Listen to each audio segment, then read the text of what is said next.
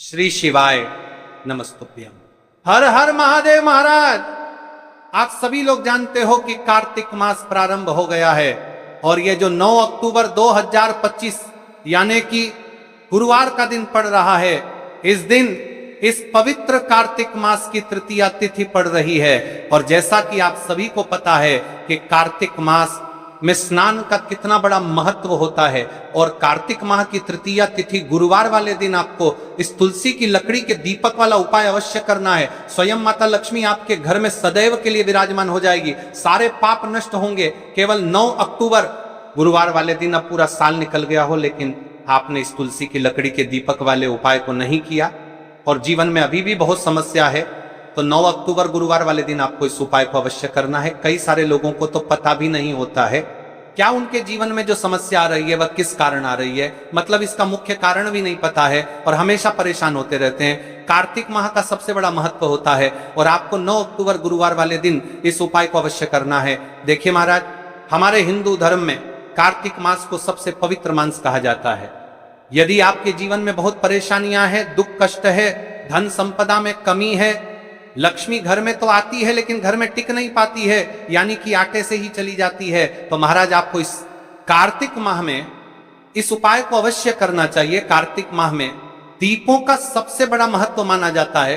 कहा जाता है जिस प्रकार हर घर की महिला अपने घर कार्तिक माह में दीप प्रज्वलित करती है, उसी प्रकार से उनके जीवन में चल रही समस्या भी समाप्त होती है।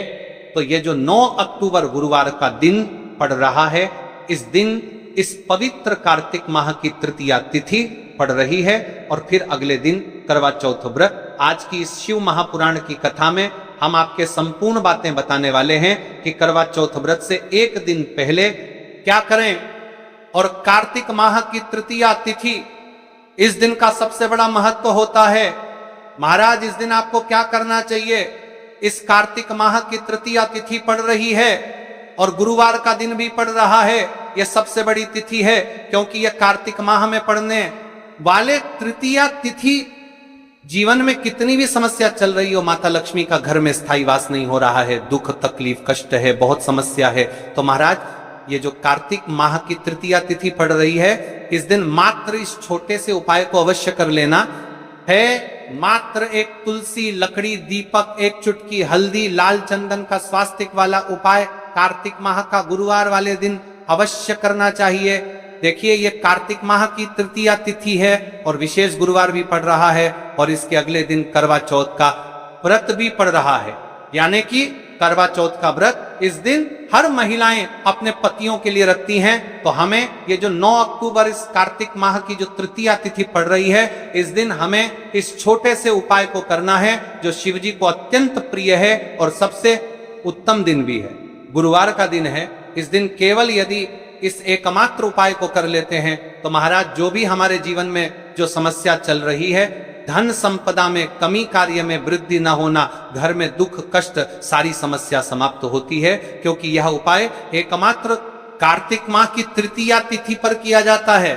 मेरी कई सारी माताएं बहनें पूजा पाठ करती हैं, रोज शिव मंदिर जाती है, शंकर को जल समर्पित करती है, फिर भी उनके जीवन से समस्या समाप्त नहीं होती है। तो उनसे विशेषकर निवेदन है, कार्तिक माह इस गुरुवार वाले दिन एक छोटा सा कार्य रात्रि के समय अवश्य करें।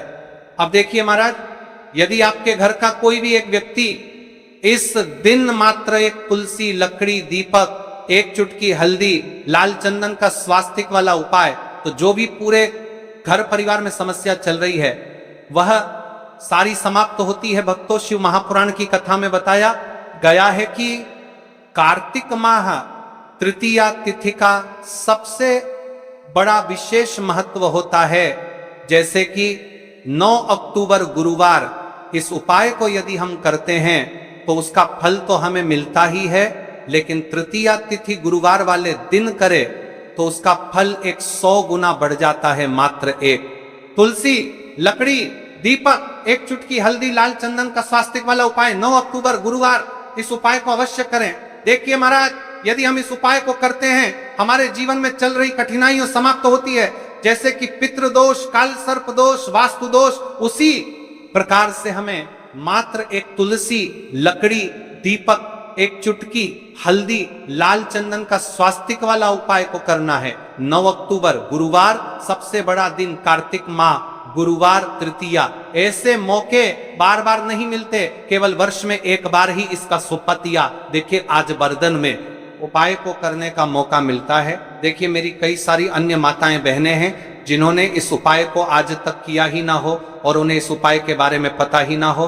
तो देखिए आज की इस कथा से हम आपको जो उपाय बता रहे हैं, उस उपाय को इस कार्तिक माह की तृतीया तिथि गुरुवार वाले दिन आपको इस उपाय को अवश्य करना है, क्योंकि यह उपाय केवल विशेष तिथि पर और विशेष पावन पर्व पर ही किए जाते हैं। और देखिए यदि इस उपाय को आपका घर का कोई एक व्यक्ति भी कर लेता है तो महाराज जी पूरे घर परिवार में चल रहेगा, समस्या साथ में समाप्त होती है। सबसे पहले आपको हम इस उपाय का महत्व बता देते हैं। तुलसी की लकड़ी का दीपक घर में माता लक्ष्मी का स्थायी वास करती है, क्योंकि ये तुलसी समर्पण वाला उपाय है। और इस उपाय को हम इस पवित्र कार्तिक माह की तृतीया तिथि गुरुवार वाले दिन पर कर रहे हैं। तो महाराज यदि लक्ष्मी की समस्या है तो वहां समस्या भी समाप्त होगी, जो आपकी मुश्किल समस्या समाप्त होती है। और एक चुटकी हल्दी ये शुभ का संकेत है, यानी विवाह में अड़चन आ रही है या फिर कोई कार्य में तो उसमें अवश्य सफलता प्राप्त होगी।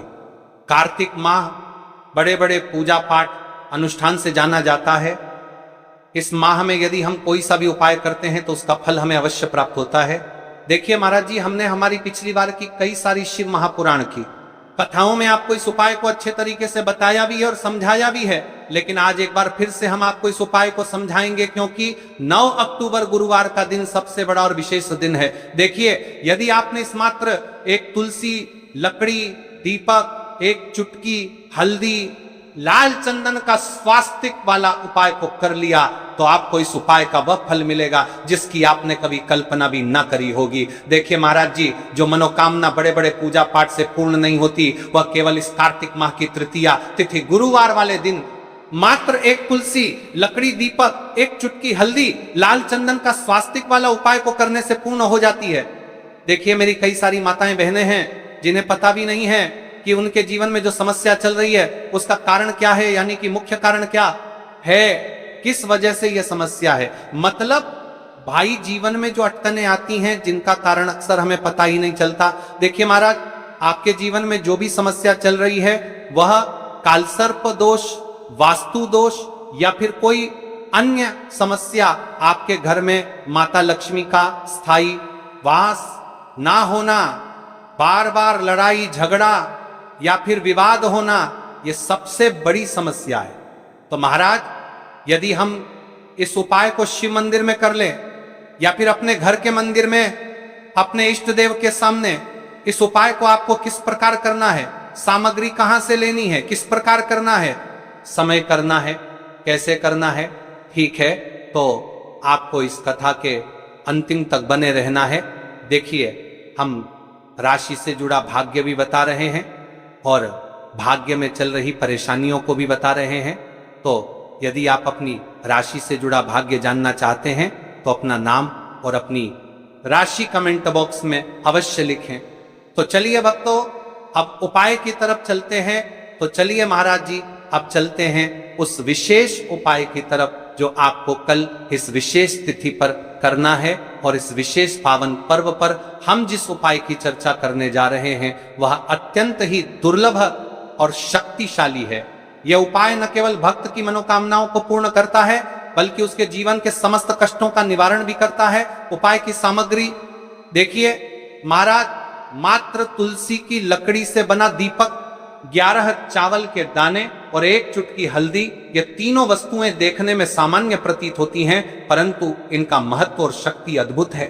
जब इन्हें सही विधि से सच्चे मन और श्रद्धा के साथ शिव मंदिर में प्रयोग किया जाता है तब यह उपाय अलौकिक परिणाम प्रदान करता है। तो देखिए, तुलसी की लकड़ी का दीपक, 11 चावल के दाने और एक चुटकी हल्दी। तो सबसे पहले आपको हम दीपक के बारे में बताते हैं। तुलसी की लकड़ी का दीपक, तुलसी माता का वर्णन शास्त्रों में अत्यंत पवित्र माना गया है। तुलसी के बिना कोई भी पूजन अधूरा है। यद्यपि शिवजी को तुलसी अर्पित नहीं की जाती, परंतु तुलसी की लकड़ी का उपयोग जब दीपक के रूप में किया जाता है तो यह विशेष ऊर्जा उत्पन्न करती है। देखिए महाराज जी, अब हम बात कर लेते हैं सबसे पहले उपाय के बारे में। तो देखिए, तुलसी की लकड़ी का दीपक 11 चावल के दाने और 1 चुटकी हल्दी। तो सबसे पहले आपको हम दीपक के बारे में बताते हैं। तुलसी की लकड़ी का दीपक, तुलसी माता का वर्णन शास्त्रों में अत्यंत पवित्र माना गया है। तुलसी के बिना कोई भी पूजन अधूरा है। यद्यपि शिवजी को तुलसी अर्पित नहीं की जाती, परंतु तुलसी की लकड़ी का उपयोग जब दीपक के रूप में किया जाता है तो यह विशेष ऊर्जा उत्पन्न करती। यह दीपक भक्त की मनोकामना पूरी करने में सहायक होता है। अब देखिए महाराज जी, 11 चावल के दाने का महत्व जानिए। चावल शुद्धता और समर्पण का प्रतीक है। हर दाना अखंडता और पूर्णता का द्योतक है। जब 11 चावल शिवलिंग पर अर्पित किए जाते हैं तो यह 11 इंद्रियों का नियंत्रण और शुद्धिकरण करता है। मात्र 1 चुटकी हल्दी, 1 चुटकी हल्दी, हल्दी मां भगवती का प्रिय है और यह सौभाग्य, आयुर्वेद और पवित्रता का प्रतीक है। शास्त्रों में कहा गया है कि जहां हल्दी का प्रयोग होता है वहां मां लक्ष्मी का वास होता है। इसलिए जब इस हल्दी का प्रयोग शिव मंदिर में किया जाता है तो यह शिव शक्ति और लक्ष्मी दोनों की कृपा प्रदान करता है।